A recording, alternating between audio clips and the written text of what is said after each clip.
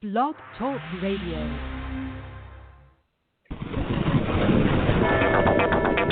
Hello, and welcome to another episode of Undiscovered Beasts and Strange Phenomena. Please join our experienced and knowledgeable panel of hosts as we explore the great mysteries of our time: Bigfoot, UFOs, ghosts, and unexplained phenomena.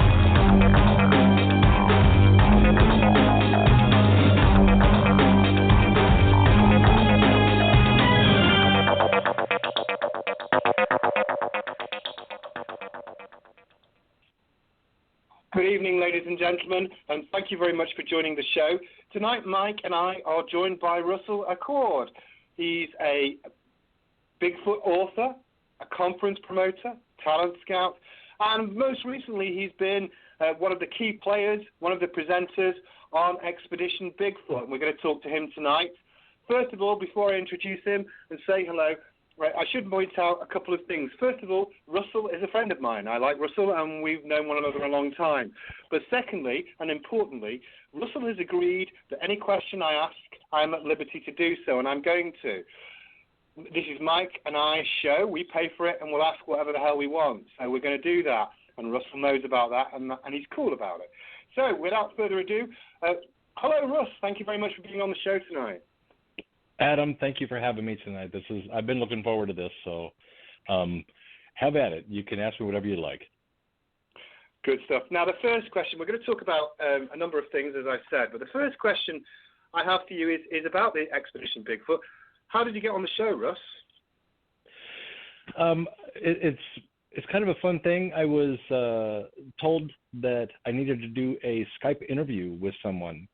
My name had been thrown in the hat for a show that Travel Channel had put together. This was not my idea. This was somebody had come up with the concept of what they wanted to see on TV. Travel Channel ran with it, turned it over to a production company.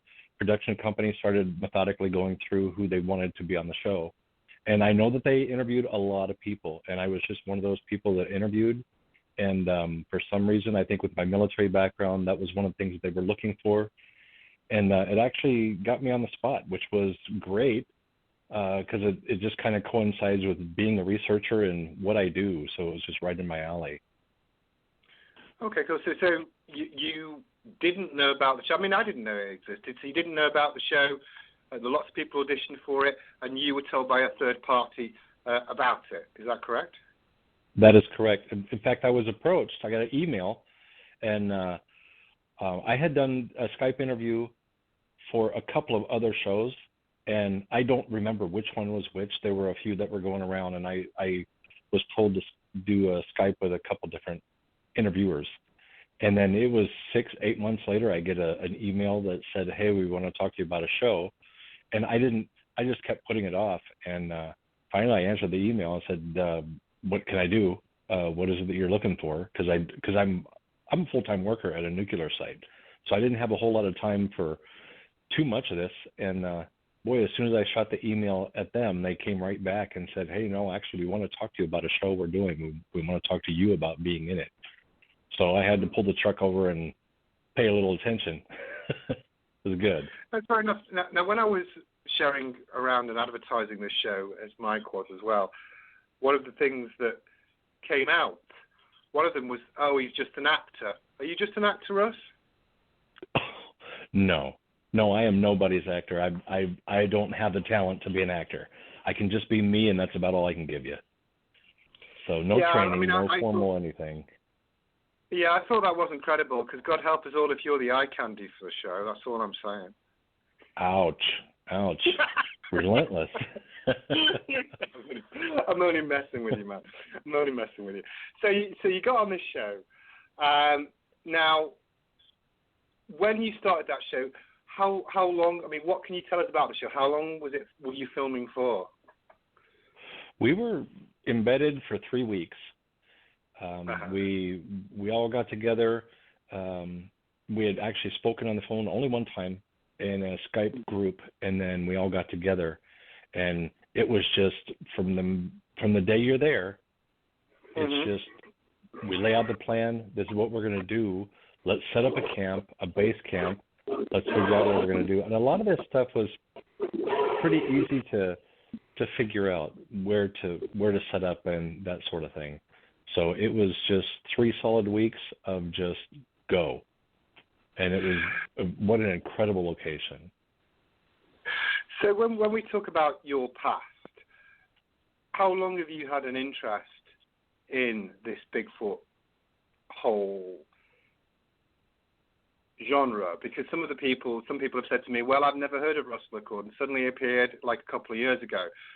And it says in the spiel, for the show that you've been researching since the 1970s, but I'm not sure that can be the case because that's before you were born, Russ. So how long have you been interested?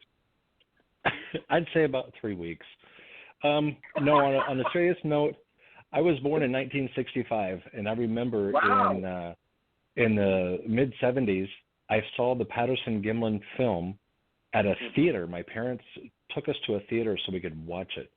And my dad was always this mountain man. We always lived way back in the mountains, always, far away from the county roads. He didn't like politics and government and that sort of thing. So he was one of those guys that wanted to raise his family to understand how the wilderness worked. So it was from that point forward, I thought, I want to see that. And I became a researcher. I would say as soon as I left that theater, it just never left. Good. Now, when we talk about the show itself, I mean, one of the questions people have when you do any sort of TV is how much control you have over the show and what's happening on it. One of the points that really seems to rankle people is when people for shows get called experts or specialists in some way. How do you feel about that? So I'm seriously thankful you asked me that. I'm an expert in my field of what I do. I control my own actions. I'm not an expert compared to you or compared to Mike or compared to other researchers. I have mastered what I do for myself. So you don't go in and tell people we're going to show you a show here on Travel Channel, and we have a couple people that might know a little something. We hope they can get by. You don't talk about them that way. You talk about them as they are expert in their own piece of it. Now, my expertise, I like being embedded in the woods. I like using my electronics. Other experts don't do that. They don't believe in bringing electronics. So everybody has their own piece of it. So you can't talk about putting a team of half-wits together. You have to have a team of people who have mastered their own craft, so to speak. So I don't like using the word expert. I would never refer to myself as an expert, except for the fact that I know what I'm doing for me. And I'm very comfortable with what I'm doing for me. And it might not fit your style, Adam, and it might not fit anyone else's. But as far as I'm concerned, my results that I've gotten have been what have gotten me this far. And I'm good with a lot of people not hearing much about me. I'm not one of those guys that have spent my whole life on Facebook and throwing up a picture of what I saw last night or the night before. What I find and what I come across has been real personal to me. And I've kept it to myself. And you know as well as most that there are many researchers that don't make public their findings. Mm-hmm. I wrote books several years ago, and that kind of let people know that I was interested in it. But then since I keep my stuff so close to the vest, that's when I put on the conference to where I could start bringing people in that wanted to talk about it and start listening and having a gathering place for that sort of thing. But this show was just one of the neatest and fun experiences ever. And as far as the control that I had or the control that the network had, they told us, and that's where me not being an actor comes in. They said, be yourselves. Don't give us anything that you don't want to give us. Be yourself. And I appreciated that approach. I don't knock on trees. I don't howl into the tree line. Ronnie will do that. That's something that he is comfortable with, and and I leave that to him. Yeah. But they asked me one time, "Hey, we got this." Go ahead. Yeah, we'll come on to the different research if I may. I just want to focus on you, Roll, and we'll come on to that difference because there's a specific question I'd like to ask about that. When we talk about research, some other people have said to me, well, Russ doesn't do any field research. He promotes his conference. What do you say about that, Russ? Have you ever done any field research? It's hard to hear you ask me that and not laugh. I do. At my job, they're pretty generous with my vacation time. I can collect pretty decent vacation time. I work 4 days a week, 10-hour shifts. So I have Friday, Saturday, Sunday. I can be in the woods anytime I feel like it. But when I can get a 2 or 3 week span or a 1 week span where I can go and disappear and get away from this job and the cell phones and the electronics, I do a tremendous amount of research. I just don't advertise it. Adam, I've actually been out with you a few times in California, in Oregon, and Washington. We've been out, and you know me as a researcher, and I think you know what I'm about. And in fact, on one of those outings, that's when you ran up and pushed me down the mountain. Do you remember that? You injured me. I did, but you said something I disagreed with, so it was all you deserved, I think. I forget that conversation. I just remember the being pushed over a bit. That was great. You're determined to say that as often as you can to as many people as you can. So people are actually going around thinking, that guy had to be pushed, poor Russ. He wasn't doing anything. I can see how this is playing out. I'm waiting to see if anybody will believe that. Nobody's going to believe me. You sound so convincing. I'm going to be called a bully. Yeah, no, I know you do research, but it's an opportunity for you to. I'm going to ask you these hard questions so you can answer them, as you know.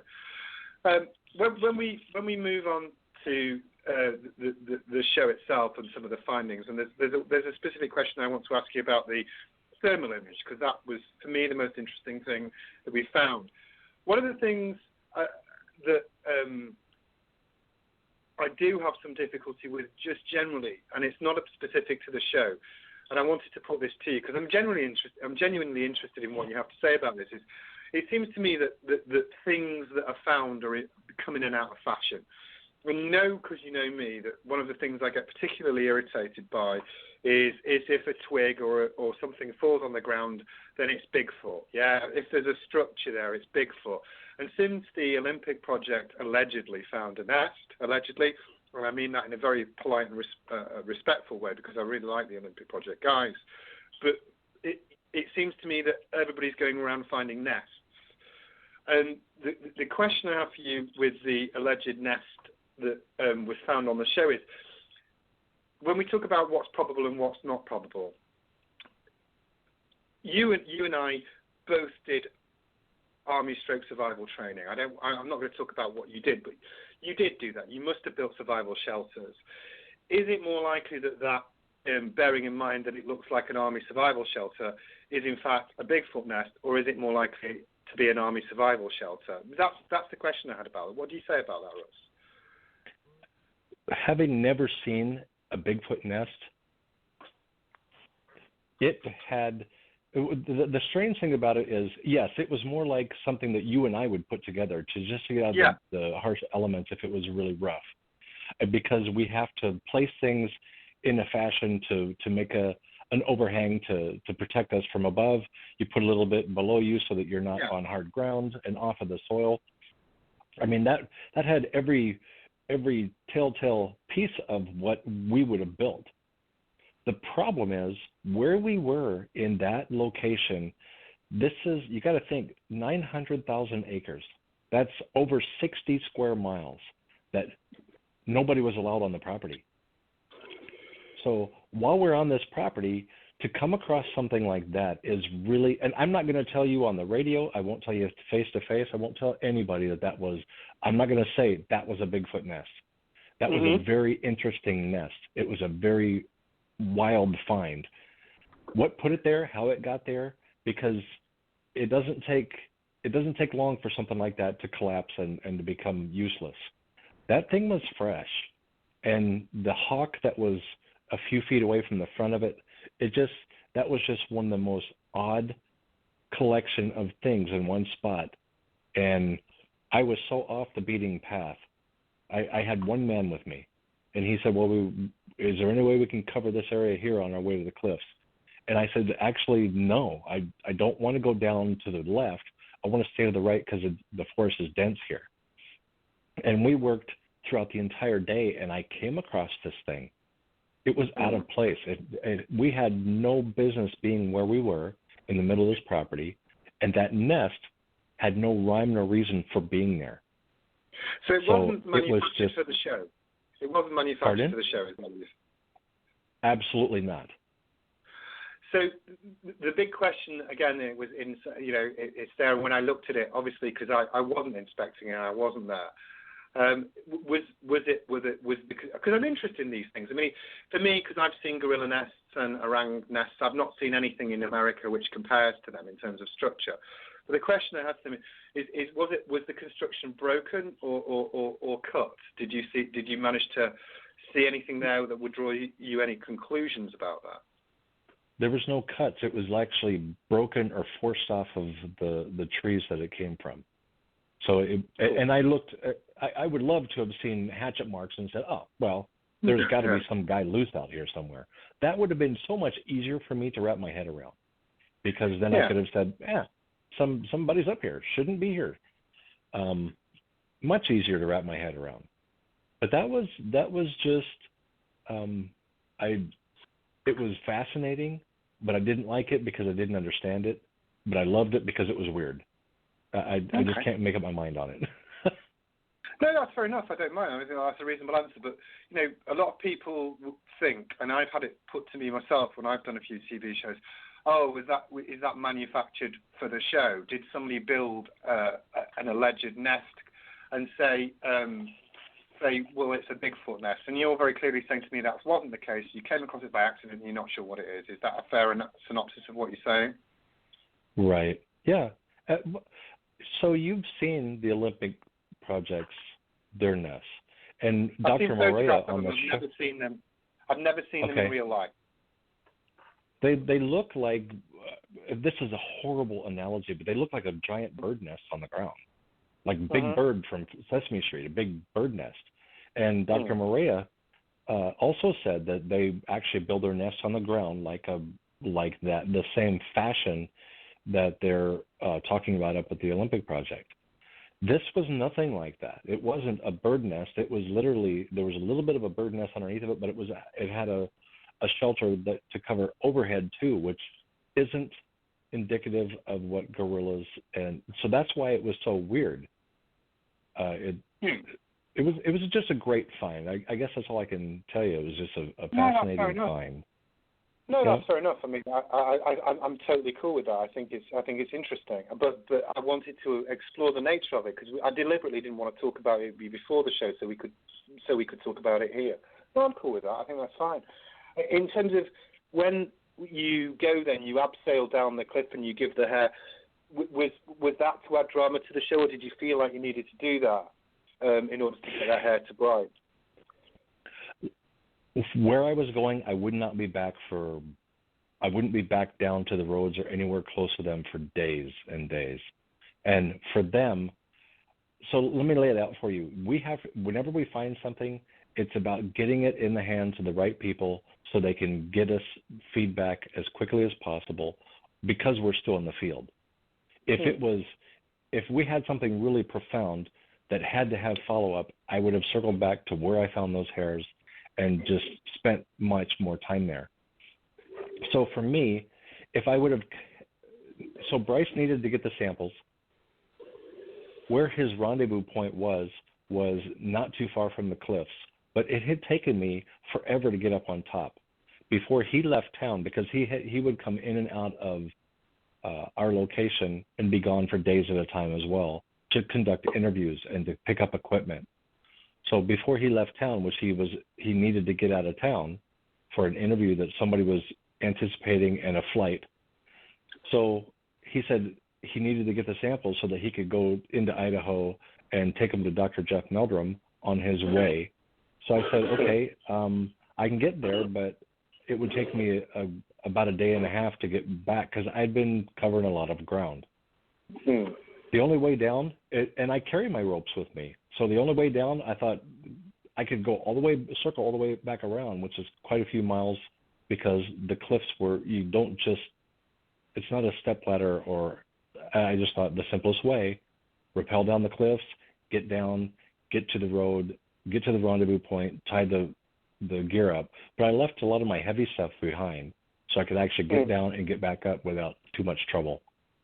But it still took me forever to get back. No, and again, that's a fair explanation. I know from personal experience with you in the field that you do bring that rappelling gear. It's not just something that's for the TV show, but, again, I think it's a reasonable question, and it gives you an opportunity to answer it. Good. I want to move on a little bit now, and one of the things, a couple of things that I want to talk about, particularly with in relation to Mariah. Is it Mariah or Mariah? How do I pronounce it, Russ? It's Dr. Mariah. Mariah. Okay, so Mariah, yes. Mariah. She's obviously a very competent, highly qualified scientist. And one of the things that I think did irritate me is the way that people feel because she's a woman, she has to be criticized for her physical appearance. That shouldn't make any difference whatsoever about her competence in the field. Do you agree, disagree? What do you think about that? And how have you responded to those insults? So, a little something you should know about Dr. Mariah. She has done more in her lifetime than most Bigfooters I've ever met. She's been to different countries and done things that she's a female version of you, actually, because I know you've been all over the world. She's tough as nails, fearless, and for lack of better terms, quite simply put, she's just a badass. I mean, she is highly intellectual. She has more science and knowledge in her pinky than most people I know. So to be able to work alongside somebody like her is a gift. And the people that take a jab at her are really sad people. Those are the people that are so disgusted with themselves they can't even face themselves in the mirror, and they want to criticize someone else because they're so miserable with their own lives. And for somebody to attack somebody just for personal appearance is about the lowest form of it's bad. I want nothing to do with people like that. And when I see that, I'll either delete them, block them, get rid of them. I don't. With as hard as we work on this show and as much knowledge and as much expertise as she brings, that's the last thing she needs is to criticize. They don't pick on me. I've got gray hair. I'm old. I'm tired. I can't run like I used to. Pick on me. Take a shot at me. Yeah, no, I will do. I will do. I'm quite happy doing that. But I do. One thing I really wanted to take an opportunity to talk about was how appalling that behaviour is. We want to encourage more women in the field, get them out there, get them doing things, and we don't want them to be downright criticised for their looks. Yeah. Right. If you actually look at the people criticizing, you're thinking, really, what platform do you have to even utter a sound? Man, you're out of a ballpark league anyway. Yeah, okay. It's just sad. Yeah. And one of the points, and she isn't here, and I'm conscious of the fact you can't always speak for her, but the only thing that I get a little bit irritated about is it's generic in shows. It's not specific to this show, is the way that, God bless him, because he's a good man and a nice man and very good at what he does. Jeff Meldrum seems to be trotted out as the expert for anything scientific when she's far more qualified in some ways to comment than him. So, for me, I'm not sure why Jeff Meldrum, who is an anthropologist, is the person to go to for hair samples. Do you feel like we should have other people, for example, like Todd Disotell, or people who are experts in that field rather than trotting out Jeff Meldrum for everything? I mean, if you disagree with me, I'm cool with that. It's just, it irritates me, and I wondered what you thought about it. I think Dr. Meldrum has, he's just that center point that it seems like everybody wants to go to. And it's that familiar ground that everybody is familiar with his name. So one of the things, and since then, just so you know, since the show, I've added more things to the things on my truck. I mean, I've got a very, very well-equipped vehicle, and one of the things that we were lacking, and I saw from the show, was a really high-speed plug-in.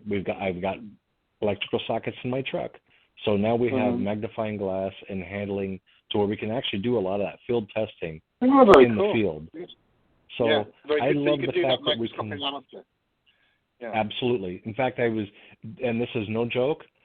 You can verify, but I got back with a couple of people tonight because I was going over some hair samples that I've been sent from back east, and I brought the microscope in the house, plugged it in, put it on the slides, and just took my time and looked at these hair samples. And it just takes a little bit of time, but if there's something we can do out in the field and save a little bit of time, that is ideally what I want to do. But I think the use of Dr. Meldrum in this show was because he has that background, and he's that familiar face, and he's recognizable because of he's always been there. But I think at this point, if we get a season 2, it's Dr. Maria, here's your microscope, here's your sample, why not talk to her? me. Yeah, exactly. She's brilliant.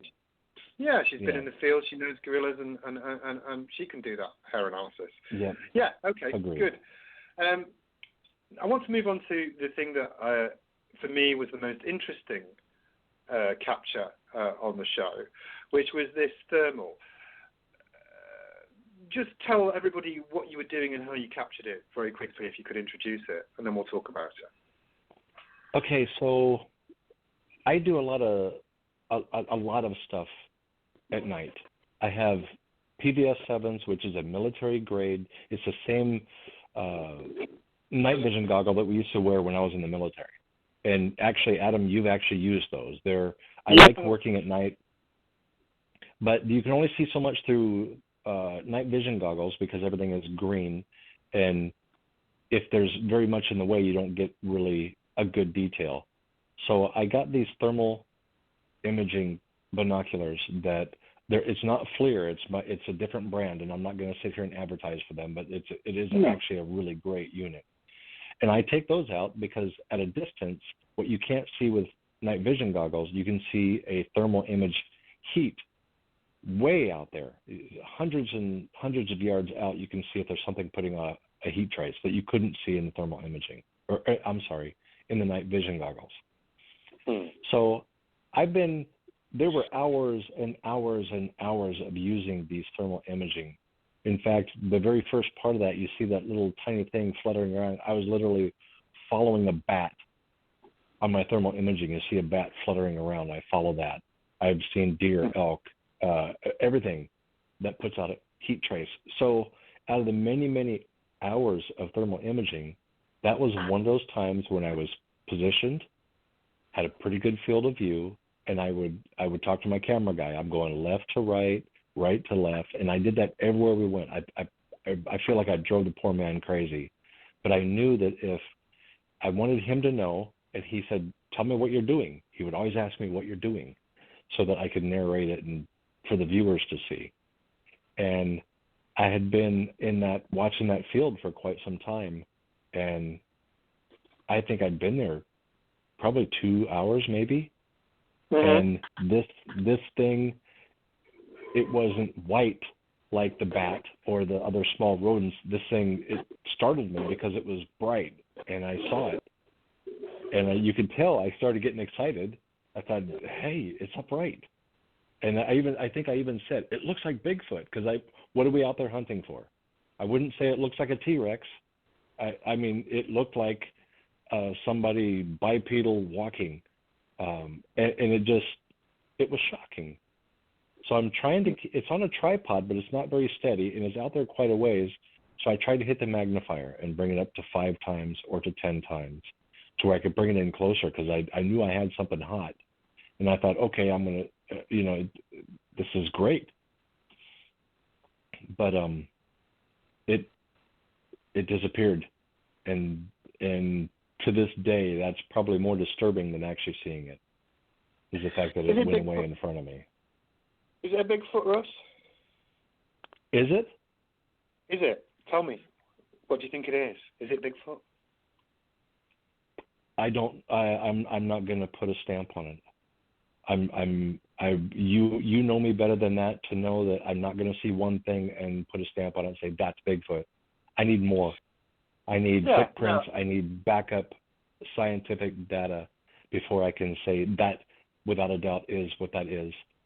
To me, that was it was just wildly out of character. It was just, it didn't belong there. And the fact that it was put out a trace that hot and then vanished, and then I never shut that thing off. I mean, this is a continuous about 16 minutes because I never shut that thing off, and I even have the deer on the same piece of that roll, that time span where the deer reacted to it and ran off.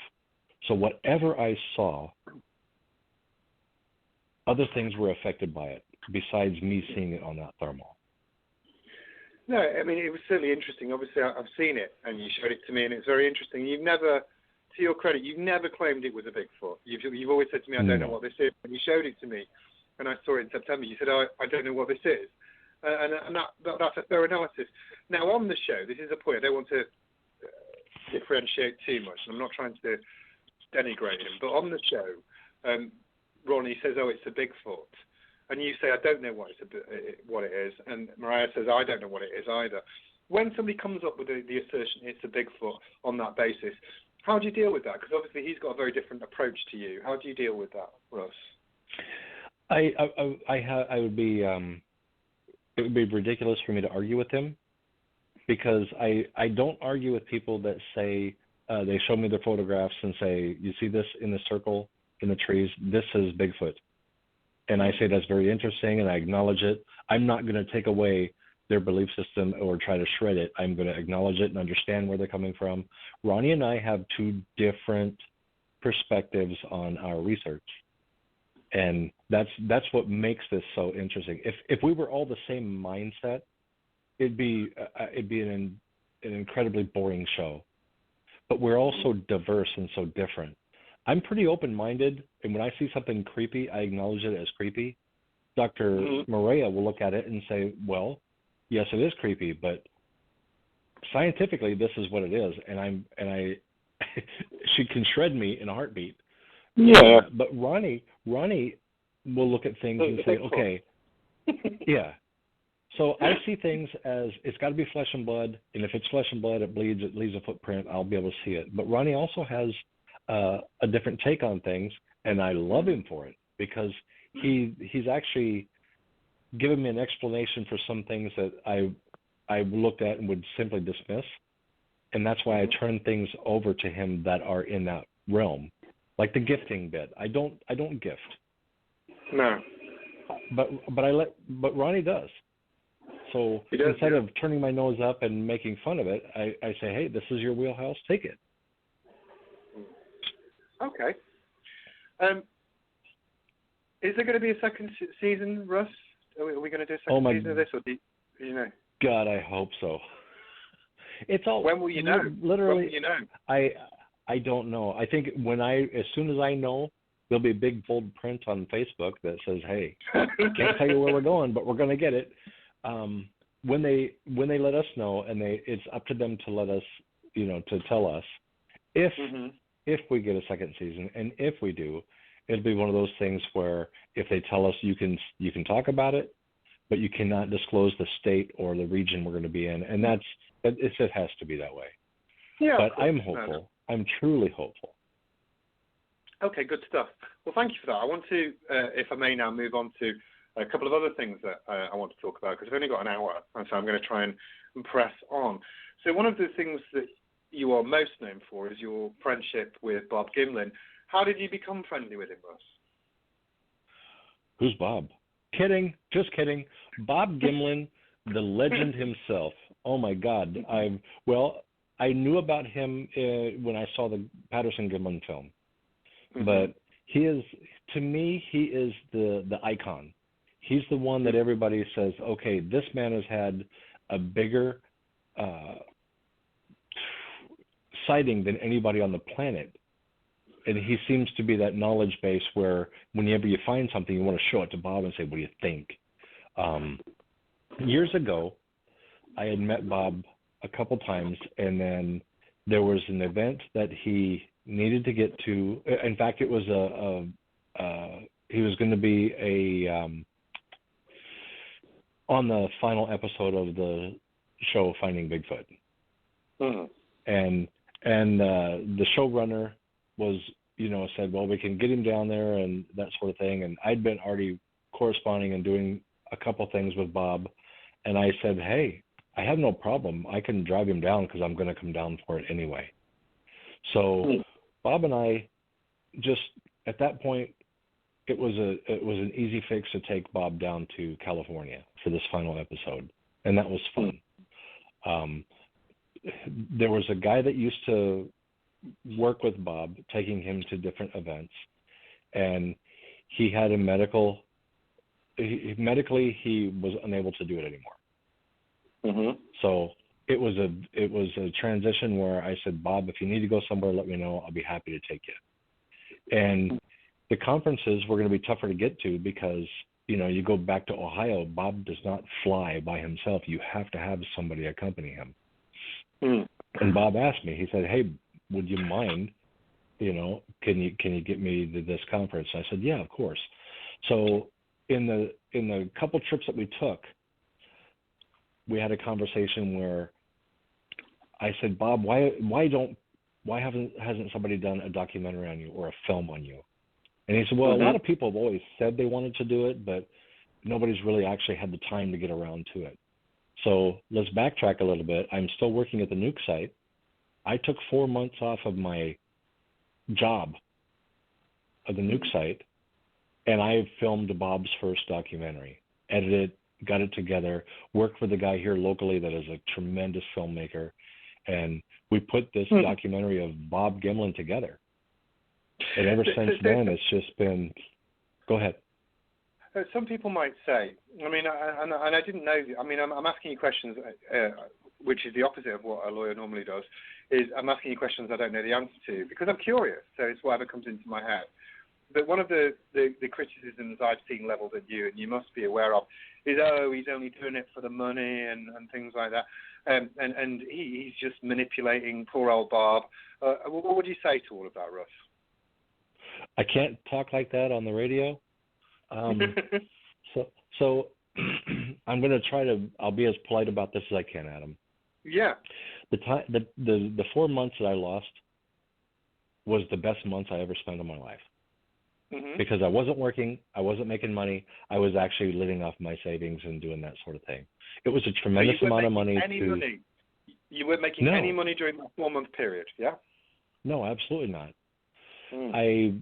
And it costs to get the editing done and to get those things put on a DVD, because the first order was 1,000. They're not cheap. So we ordered 1,000 DVDs. After I paid for getting all the editing done, we had a product to sell. And to this day, I take Bob to conferences and somebody says, hey, I want Bob at a conference and we'll pay the honorarium and all that sort of thing. I will never allow them to hand me the money to hand to Bob. That money has to go to Bob's hands. I will never touch that man's money. The money that comes off of those DVDs, I have yet to recover my money from the initial costs of it. That money goes to Bob. He's 88 years old. So we sell pictures, we sell DVDs, we sell all this stuff. Now, to make 8x10s does not cost me very much money. I'll buy several hundred 8x10 pictures, and to me, that's my contribution. People buy these 8x10 pictures. Bob goes home with a pocket full of money. That's how it's supposed to be. It's not costing me anything. So when we travel, they will actually purchase 2 tickets and 1 hotel room with 2 beds. So I don't pay for my hotel room. I don't pay for my flight, but I get Bob there and back, and Bob gets to make money and go home. And this is a good thing for him. He takes his money, whatever he does with it, I could care less. But when he gets a couple $1,000s in his pocket, he'll go down to the Ag Museum and he'll teach children how to drive horses the old school way with the carriage and the harnesses and everything. and he uses that money to buy new gear and to buy straps and leather and to teach his kids. So I get to watch this thing play out. And if people think I've made money off of Bob, I get the biggest laugh out of that. Because those same people aren't willing to spend a dime to help Bob, and they would never be willing to put up what I have to get Bob on the table what he's got. But for me, I get out of it. It's the best gift ever to watch this guy and to spend this time with him. It's just you see how he is. Yeah, he gets to smile and laugh, and it's amazing. So he's 88 years old. How long do we get to do this? No. I mean, one of the things I would say is I sat down with him for a couple of hours and I asked him a few questions away from you about his relationship and friendship, and you know that. It was, and he's very happy with the arrangement, and he's compos mentis, and he's very happy with how it works. But I think it's a good opportunity for you to answer those questions. So I think it's good. He's very happy. He genuinely seems like that, and he's happy with his arrangements. He's enjoying himself. He's having a great old time at this conference. So that's good. I'm glad about that. All right. I like putting him out there for people to meet. I get him to a conference and I let him just run free like a wild horse. That's what he does. No, he is. He's a good man, Bob. I like him a lot. He's a very good guy. Now, I want to talk to you a little bit more, and we'll move on away from Bob now. I want to talk about the IBC. And what motivated you to run a conference? Because it seems to me there are a few of these conferences, and more so in the last few years. I personally only go to a few a year because I like to spend my time on research, but I have done the IBC a few times, and it's one of the larger and more well organised conferences. Why did you do it in the first place? Why did you decide? Because it's a lot of hassle to do these things. Why do it, Russ? I'm going to tell you right now, it's not for the money either. Well, people assume it's money, but it isn't, though, is it? I mean, I can't. It's not for me to tell you to talk about this. It's for you if you want to talk about it. But it's not. It's absolutely not for the money. Do you want to say something about that? Yeah, I've yet to make money off of any of the conferences I put on. I've literally, my poor wife, because we'll use our tax refund to get the building, because the building is quite expensive. The tables, the venue, the food, everything else is quite expensive. But I put this conference together because, for me, I've been to quite a few conferences, and I look at them and I think, God, it just seems disconnected here, and I don't. If they had a nicer venue, or if they had, just cleaner seating and made it nicer, you don't. It's. I've been to all different types, and a lot of conferences work for people however they show up. I want a conference that you go to and you realize that the speakers are genuinely happy to be there, and they're comfortable, and your accommodations there are comfortable, and the seating is nice, and it's grand. But the nitty-gritty piece of it is, I want the speakers, the researchers, the conference attenders, I want everybody in the same room to be able to go up and shake hands and talk to people they would never normally get to meet. Mm-hmm. And that interaction, to tell their story and to be in a building full of people where they're not going to be judged, because I think there's some very valuable information out there that people keep to themselves because they don't want the ridicule. Who wants to have somebody make fun of you for talking about a Bigfoot story when they don't believe and you do? Well, you get this collection of people together and let them interact, and they find that clean, safe environment where things are good and they're comfortable. I love doing the conference. So is that what motivated you, or is it something else that motivated you? Was it a passion about Bigfoot? What motivated you in the first place to do it, Russ? It's my passion about Bigfoot by a very large piece, because I keep my stuff to myself, and I just wanted a place to hear and let people that keep it to themselves be able to expand that and open up a little bit. I learn from these conferences. I get to learn from the speakers. I get to meet them and talk to them and watch them interact. And you learn so much more from the people that come up and say, look, I really didn't want to, I don't really talk to people about this, but I've got this piece of property and there's these rocks and I have these things that happen. And they start putting the pieces together. And it's that aha moment where they realize that what they're hearing was just talked about on stage, and it suddenly makes sense to them. Mm-hmm. Good. It's fascinating. Now you're expanding into a number of other things. You write books, and you also do talent. Do you want to tell us a little bit about A, why you're diversifying, and B, something about these products that you're selling? I do Talent Scout, where people that, well, let's just say, I'll take you for instance. You come from a different country. You've got background that is just insanely incredible. And if I had a one-stop shop and somebody that's doing a conference in Texas or doing a conference in California or Washington said, hey, where do I get hold of Adam Davis? They can go to this one stop, which is called Corridor13.com. Mm-hmm. Just Corridor 13. And they go on the site and they see Adam Davis. They click on Adam Davis. You can send a letter or an email and say, hey, is Adam available April? And then we can just kind of put the whole thing together.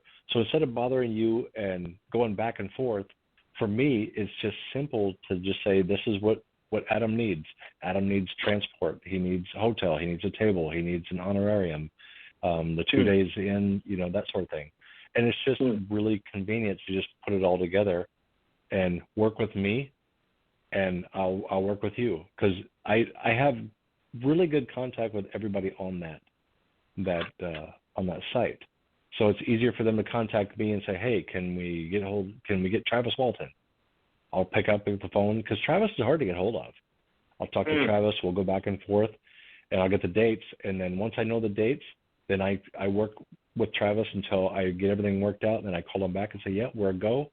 He'll be there this time. He's got to fly out of here. And I work out all that. I like being busy. Mm-hmm. If I'm not busy, I get inside my own head and I drive myself crazy. See, this is one of my questions. And one of the questions I was asking those people around you. I'm not going to mention specific names in a nice way, but I was saying, like, when does he rest?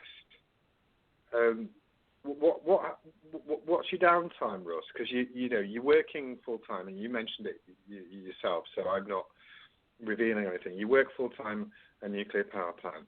You're doing this TV show. You're managing your talent agency business. You're writing your books. When is your downtime, and how does your wife feel about it? Okay. My downtime is when I get in that truck of mine and I grab a buddy of mine, either if it's you or if it's somebody. My downtime is when I get to hit the tree line, shut the truck down, and get away from it all. And that's where I recharge. And I'm at my age. It's coming 35. critically fast. 35 is that?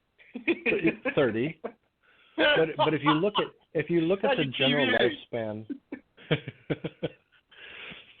our lifespans aren't going to give us the 50 years that have already gone by. I mean, realistically, I'll be 55 in August. So if I'm lucky, I'll maybe get as old as Bob Gimlin. Okay, so that means I've got 33 years left. 33 years. I've already lived way more than half of my life. I want to cram so much into this next 33 years because it's rewarding. I love turning my back and looking over my shoulder and seeing, okay, I've done this. I've gotten this done. This is behind me. I've accomplished this. And there's nothing that feels better. Yeah, no, I understand. I should point out before we carry on that Russ is a lot older than me. for the purposes of this radio show.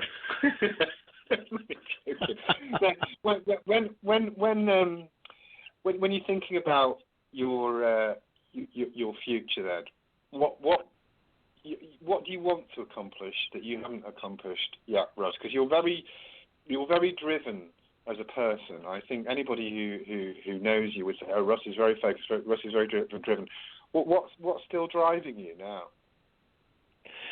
I want to. This is funny. I get to be on Travel Channel. I'm writing my books. I'm finishing a third book. I've done the conference thing, and I will continue doing that because as long as I can juggle them, I'll keep them going. I've got a lot of chainsaws in the air right now. But one thing I've actually started doing, which you've seen this with the documentary with Bob Gimlin, with the Adam Davis World Explorer DVD, I'm getting more and more into filmmaking. And when that finally comes out on the large scale that I'm working at, it's going to be kind of fun. So if there's one single thing you'd like to accomplish right now, if I said to you, Russ, you can do this one thing right now, what would it be? Prove the existence of Bigfoot. Come out with scientific, physical data or something physical that shows beyond the shadow of a doubt that all these sightings all over the planet are legit and people can focus on that. Because right now, I would love to be that pioneer that steps forward and says, "This is it, guys. This is what we've all kind of looked for. Well, here it is." And do it in, but that's the like we've had this conversation where what happens if you do prove and you have this proof? What happens then? Is there a mad dash for the woods and some jerk hunter has to have the first one in his trophy room? Or are they going to protect the forests? Or are people going to be afraid to go in the woods? There's so many different variables with that. If you do find definitive proof, what then? So it's exhilarating and scary. You don't know where to go with it. What do you think Bigfoot is, Russ, if you had to guess? I mean, I know we've got no definitive answers. Nobody's an expert. We've been through all of that stuff. But you know, as a hypothesis, what's Bigfoot? I would want to say it's a hybrid. I don't know where else to put it. We go back so far in history with these giants, you know, and there's no denying that there's been things on this planet that we still haven't wrapped our heads around. I would say realistically, it's intellectual and smart, human-wise. Physically, it's more gorilla or ape-like. It's that hybrid. How did we go from a naked, you know, hairless human to a hairy human? How did we join the two? Where did those connect where you had this hybrid? Highly intellectual, highly functional, and powerful. It's what would you say, Adam? I mean, really, how would you put your thumb on that? Well, I'm writing my third book now, and I'm going to talk about it in that. So you're seeing that. In all seriousness, I am finishing a book right now, and I'm chewing it right now. And as I write the conclusion, I'm just redrafting it. I'm coming onto it now. So I'm interested in other people's research, especially those who I've done field research with in the past, who I think are competent. So, but I don't disagree with your hypotheses. I'm just interested. So, in terms of when you think about that, and you think about, because obviously we've had a number of discussions, and we've sort of danced around this subject, but we've got 5 minutes. So I'm going to mention it because I wanted to. So it's slotted in nicely towards the end of the show. How do we feel about the paranormal thing the gifting, all of this, people claiming they have magical powers and only they can see Bigfoot. And what's your position on all of that? I mean, what do you say to those people? I think it's belief based. I think that people will. What goes on inside your head right now and what you see, are we seeing the same colors? Can we agree that we're seeing the same colors the same way? I think that there's a lot out here that is close to us that we don't see because our field of vision is so limited from IR and X-ray. There's so many colors that we can't see. So what is it we're missing? There's so much more that we should be seeing that we're not. As far as paranormal or... Go ahead. No, I'd accept that. But some of the things that I have a problem with is... I mean, I can accept all that. I can accept that we don't understand a lot of the things that are going out there, that science is an ongoing process. I know all of that. But one of the things I have with people who have this approach is that they come to the notion that they don't follow a methodology which is rigorous, in the sense that before you come to the conclusion that it might be a Bigfoot, you need to dismiss what it most probably is in that circumstance. So, I've been with people in the field and they've said, "Oh, it's eye shine, it must be Bigfoot." And I've said, "No, it's the moon. It's the moon. I can see that. No, it's Bigfoot." Because they so want to see it's Bigfoot. It's Bigfoot. Agreed. Before they don't dismiss the most probable. There seems to be some sort of quasi evangelicalism amongst these people that makes me want to puke. How do you feel about that? When you get, I've actually been out in the woods with people like that. That actually, something, a tree will knock against another tree in the wind, and it was Bigfoot knocking on a tree, or that sort of thing. And that's when you almost want to grab your gear, quietly back out of the woods, head for the truck, and go to a whole different piece of land. And you had the same saying. If you, unless I see Bigfoot knocking on a tree, then I'll believe it. Bigfoot. Yeah. No, absolutely. I think that's it. And the sort of last question I'd ask about this, very quickly, is if someone says to you, "Oh, I have special powers, I can see or hear Bigfoot, but you can't because you're not chosen," what would you say to them? That is belief-based. There's no scientific evidence. That is somebody with a very, very acute imagination that can believe, and I honestly believe that I think they actually believe that. Yeah, they do. I've seen they actually truly believe that, and who am I to say what they can feel and what they can think and what they can see? I question it, highly question it, and it's not my belief system. They can have their belief system. It's like religion, politics, everything else. We all have our own approach. So I let them have it. I probably wouldn't spend much time in the woods with them. Okay. What's next for you, Russ? Conference this year, hopefully, fingers crossed, a season 2. Just a lot of irons in the fire, of course, and probably get you back up here and hit the tree line again. We've got unfinished business up at Bumping Lake. That was pretty impressive sound we heard. There's one particular area which would be very interesting to check out. I think that would be very useful to do in the future. Yeah, excellent. Agreed. So you're going to carry on doing all this. You're going to carry on doing all this research and pick the best places you can find, and obviously share them with just me. That's right, isn't it, Russ? Fair enough. I'm only messing. Well, that was great, Russ. Thank you very much for taking the time to talk to me tonight. I do appreciate it. And ladies and gentlemen, Russ didn't know what questions I was going to ask him, and I asked him whatever I felt like. He's not paying me. Nobody's paying me or paying Mike or paying anybody else. Actually, we're paying for it, Mike and I. And I do appreciate you asking my questions. You didn't know what I was going to ask, and you did a good job. So thank you very much, Russ. It's been my pleasure, and it's been Mike's pleasure too, I'm sure. Appreciate it, guys. Thanks so much. Have a great night. You too, man. Take care. Bye.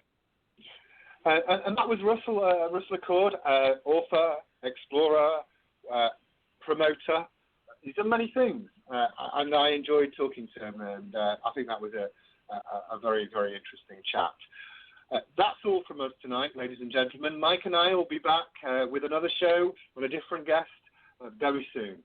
Thank you for listening to us. God bless and take care. Good night.